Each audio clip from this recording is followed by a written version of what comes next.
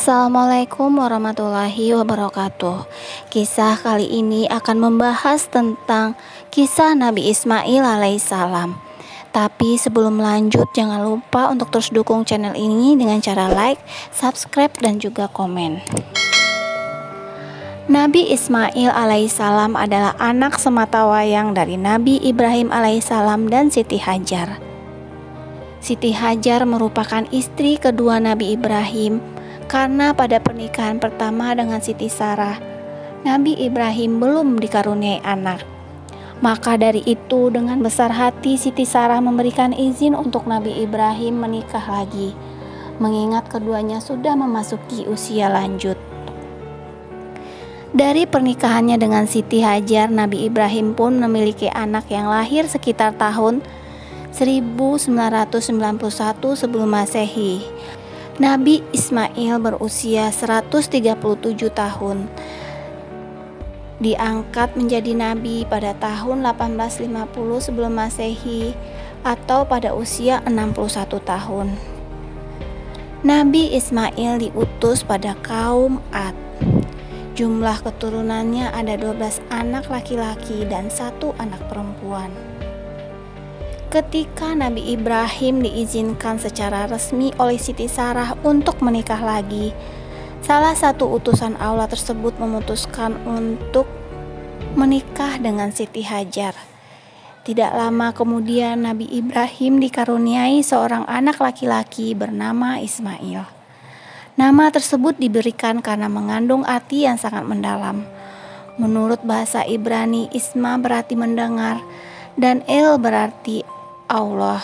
Dengan begitu, nama Ismail memiliki arti Allah yang Maha Mendengar, yang merupakan bentuk rasa syukur Nabi Ibrahim karena Allah sudah mendengarkan dan mengabulkan permohonannya. Setelah berbahagia dengan anak dan keluarganya, Nabi Ibrahim melalui perintah Allah melakukan hijrah ke Mekah bersama dengan istri keduanya. Setelah berbahagia dengan anak dan keluarganya, Nabi Ibrahim mendapat perintah Allah melakukan hijrah ke Mekah bersama dengan istri kedua dan anaknya. Adapun perintah ini muncul karena Nabi Ibrahim mengambil sebuah keputusan setelah melihat Siti Sarah yang tampak kurang senang dengan kebahagiaan yang dirasakannya bersama Siti Hajar. Singkat cerita, setelah perjalanan hijrah dilakukan menggunakan unta, mereka akhirnya sampai di Mekah dan menemukan tempat untuk berteduh yang tepat, yaitu sebuah pohon dauhah. Di tempat yang sunyi dan sepi tersebut, Nabi Ibrahim meninggalkan istri dan anaknya, seraya memberikan pesan untuk tetap bertakwa kepada Allah yang telah menentukan kehendak-kehendaknya. Selalu percaya dengan kekuatan dan rahmat-Nya karena Allah yang memberikan perintah Nabi Ibrahim untuk membawa Siti Hajar dan Ismail ke tempat ini. Pesan tersebut pun diberikan sesaat sebelum pergi meninggalkan istri dan anaknya dengan rasa tidak tega. Tetapi karena perintah Allah, Nabi Ibrahim tidak bisa melanggarnya. Terlebih Allah sendiri yang akan memberikan perlindungan kepada anak dan istrinya di tempat tersebut. Setelah mendengarkan pesan yang diberikan Nabi Ibrahim alaihissalam, Siti Hajar merasa tenang ditinggal berdua dengan Ismail. Meskipun perbekalan yang dimiliki seadanya, yaitu air minum secukupnya dan beberapa biji kurma. Munculnya air Zam-Zam. Beberapa waktu berlalu, Siti Hajar pun mulai kehabisan perbekalan yang dimilikinya, sehingga Ismail kerap kali menangis karena kehausan. Di saat seperti itu, Siti Hajar yang juga merasa kesepian ini menyusui putranya dengan penuh kasih sayang. Hanya saja Siti Hajar juga bersedih karena berharap ada seseorang yang melintas untuk membantu dirinya dan putranya. Sampai suatu waktu Siti Hajar sangat bingung karena Ismail tidak berhenti menangis akibat air susu Siti Hajar yang tidak bisa keluar. Untuk mengatasi hal tersebut dan menenangkan Ismail, Siti Hajar terpaksa meninggalkan Ismail untuk pergi ke Bukit Safa dengan harapan dirinya bisa menemukan air untuk menghilangkan rasa haus putranya. Namun sayang, sesampainya di sana Siti Hajar tidak menemukan setetes air pun, sehingga dirinya pergi berlari ke Bukit Marwah. Hal serupa pun terjadi karena Siti Hajar tidak menemukan apapun yang bisa menghilangkan dahaga putranya. Oleh karena itu, dirinya tetap berusaha dengan bolak-balik dari Bukit Safa ke Bukit Marwah sebanyak 7 kali. Hanya saja, upaya yang dilakukannya tersebut tidak membuahkan hasil apapun. Akhirnya Siti Hajar kembali menemui Ismail dengan rasa bingung dan cemas. Namun, Allah berkehendak lain dan menolong Siti Hajar melalui malaikat Jibril yang mengubah wujudnya menjadi manusia.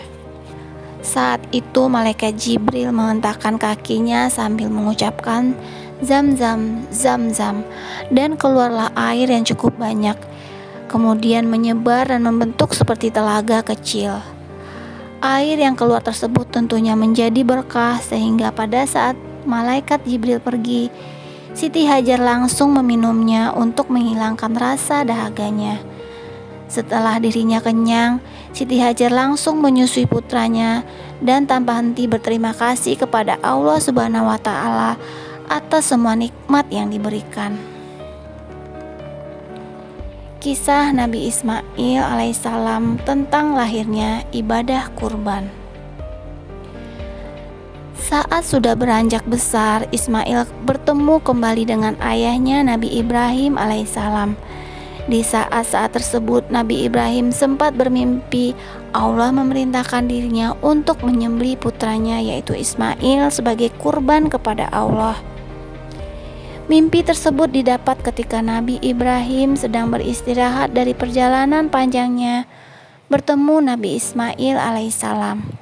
Namun mimpi yang didapatnya itu tidak langsung dilakukan karena Ibrahim masih memikirkan dan mengartikan maksudnya terlebih dahulu setelah terbangun dari tidurnya. Hingga malam kembali datang, Nabi Ibrahim pun bergegas tidur untuk mengistirahatkan tubuhnya. Saat tertidur, tak disangka dirinya mendapatkan mimpi yang sama untuk menyembelih putranya. Rasa gelisah pun menghampiri karena mimpi tersebut masih menghantuinya sampai waktu tidur selanjutnya. Setelah 3 kali bermimpi, Nabi Ibrahim mulai yakin kalau itu adalah perintah dari Allah yang harus dilakukan. Nabi Ibrahim berpikir panjang dan ketika sudah mendapatkan keyakinan, dirinya langsung memanggil putranya Ismail untuk menjelaskan mimpi yang dialaminya.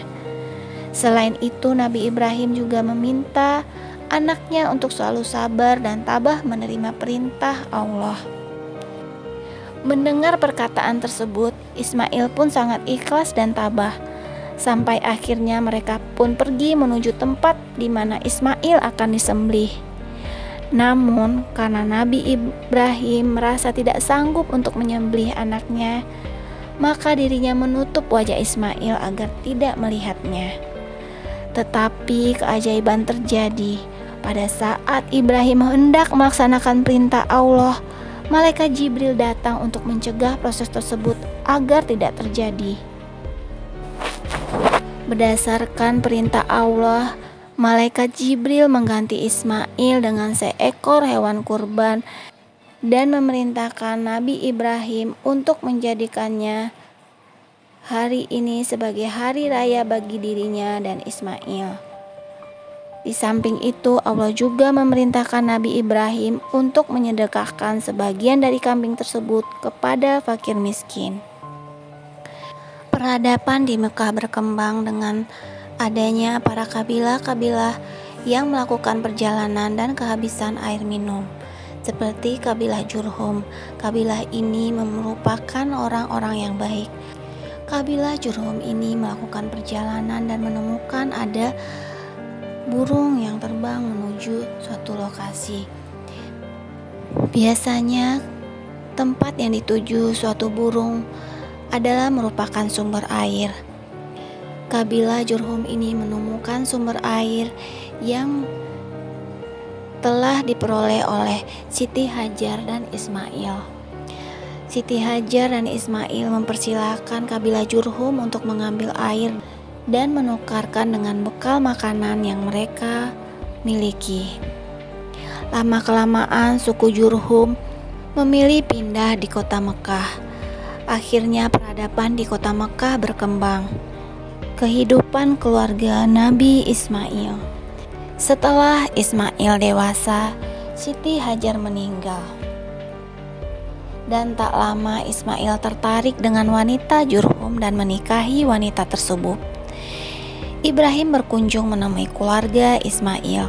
Saat itu Ismail tidak di rumah, sedang berburu. Ibrahim menemui istri Ismail. Nabi Ibrahim bertanya, "Bagaimana kehidupan keluargamu?" Istri Ismail mengeluhkan kondisi keluarganya kepada Ibrahim. Dia tidak mengetahui kalau itu adalah ayah dari suami. Nabi Ibrahim menasihati istri Nabi Ismail, "Nanti kalau suamimu datang, maka katakan ini kepadanya. Sampaikan salamku kepadanya, dan aku berpesan agar kamu mengubah palang pintu rumahmu." Ismail berkata, "Dia adalah ayahku dan dia memerintahkanku untuk menceraikanmu, maka kembalilah kamu kepada keluargamu." Setelah Nabi Ismail bercerai, terdengarlah oleh kabilah Jurhum. Akhirnya banyak para pembesar kabilah Jurhum menawarkan putrinya kepada Nabi Ismail karena Nabi Ismail merupakan tokoh pemilik Zamzam. Akhirnya Nabi Ismail menikahi wanita solihah. Nabi Ibrahim mengunjungi istri kedua Nabi Ismail, kemudian bertanya soal kondisi kehidupan mereka. Istrinya berkata, "Kami dalam kondisi baik dan lapang." Istri kedua tersebut walaupun tidak tahu itu ayah Ismail, dia tetap menjamu Ibrahim dan mengambil daging kambing dan air Zamzam untuk disuguhkan. Nabi Ibrahim dengan senang dan berdoa, "Ya Allah, berkahilah makanan kalian. Ya Allah, berkahilah minuman kalian. Ya Allah, tetapkanlah rumah tangga kalian berdua. Sampaikan pesanku kepada Ismail, jangan kau ganti lagi tanggamu." Istri Ismail menyampaikan pesan tersebut ke Nabi Ismail, dan Nabi Ismail mengatakan bahwa itu adalah ayahnya. Pembangunan Ka'bah. Tak lama Sarah, istri pertama Nabi Ibrahim, meninggal. Di sini Nabi Ibrahim hijrah dari Palestina dan bergabung di Mekah, dan di sana mereka membangun kembali Ka'bah. Ibrahim dan Ismail mencangkul bagian Ka'bah yang dibangun. Ibrahim dan Ismail meninggikan bangunan Ka'bah sampai suatu tempat ada satu batu yang kurang. Sampai Nabi Ismail membawa satu batu, dan itulah batu Hajar Aswad. Nabi Ibrahim tahu itu batu Hajar Aswad, yaitu batu dari sorga. Diletakkannya Hajar Aswad untuk melengkapi batu yang kurang, sebagai arah kiblat semua umat Islam. Setelah selesai Ka'bah, maka Allah memerintahkan semua manusia di bumi untuk melaksanakan ibadah haji. Semua itu berlaku sampai saat ini. Semua orang dari penjuru dunia mengunjungi Mekah. Setelah Ibrahim wafat, Allah memerintahkan untuk menggantikan estafet dakwah Ibrahim kepada Ismail. Ismail diutus kepada seluruh bangsa Arab. Beberapa masa setelah Nabi Ismail wafat, air Zamzam hilang dan baru ada lagi setelah Abdul Muthalib. Kisah ini akan kita bahas di lain waktu. Terima kasih yang sudah mendengarkan kisah ini sampai selesai. Semoga kisah ini bermanfaat untuk kita semua. Jangan lupa untuk terus dukung channel ini dengan cara like, subscribe, dan juga komen. Wassalamualaikum warahmatullahi wabarakatuh.